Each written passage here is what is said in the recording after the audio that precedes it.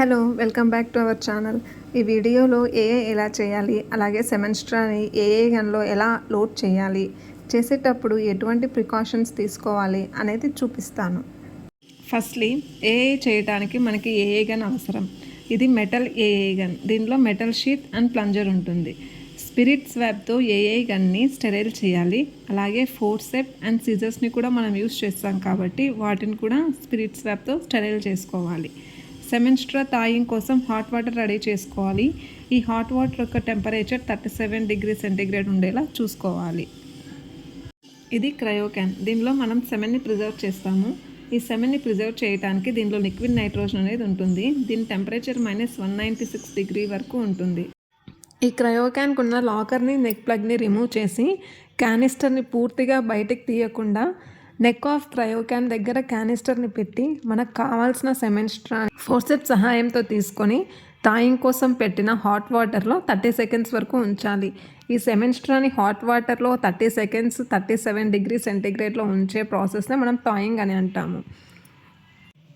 ఈ సెమెన్స్ట్రాలోనే మనకి sperm cells అనేవి ప్రిజర్వ్ అయి ఉంటాయి. ఈ స్ట్రాకి మనకి 2 ఎండ్స్ ఉంటాయి. ఒకటేమో ఫ్యాక్టరీ సీల్, ఇంకొకటేమో ల్యాబ్ సీల్. మనం ఫ్యాక్టరీ సీల్ దగ్గర కట్ చేస్తాము.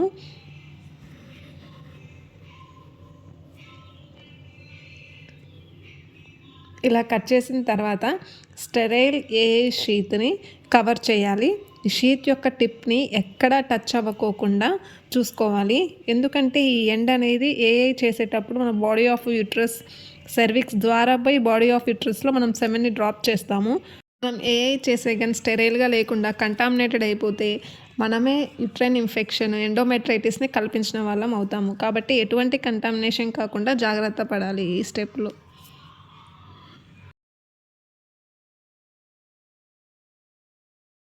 లెఫ్ట్ హ్యాండ్కి ఏఏ గ్లో వేసుకొని లూబ్రికెంట్ కోసం లిక్విడ్ పారాఫిన్ అప్లై చేసి ఏఏ చేయాలి.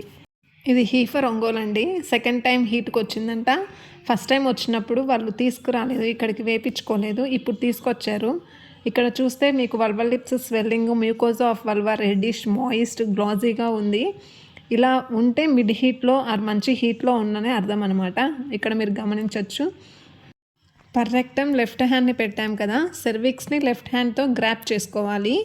ఏఏ గన్ని 35 to 40 డిగ్రీ యాంగిల్లో వల్వల్ లిప్స్ ద్వారా మనము వెజైనాలోకి తీసుకెళ్తాము. వెజైనాలో మనకి వెజైనల్ ఫోల్స్, బ్లైండ్ పోచెస్ అనేవి ఉంటాయి. వాటిని తప్పించుకుంటూ వెళ్ళాలి. వాటిని తప్పించుకోవాలంటే మనం లెఫ్ట్ హ్యాండ్తో సర్విక్స్ని గ్రాప్ చేసాం కదా, లెఫ్ట్ హ్యాండ్ యొక్క థంబ్ అనేది ఎక్స్టర్నల్ లాస్ ఆఫ్ సర్విక్స్ దగ్గర కొంచెం అట్లా మనము పాయింట్అవుట్ చేస్తే ఈ రైట్ హ్యాండ్తో మనము గన్ని ఎక్స్టర్నల్ లాస్ దగ్గరికి తీసుకెళ్ళాలి.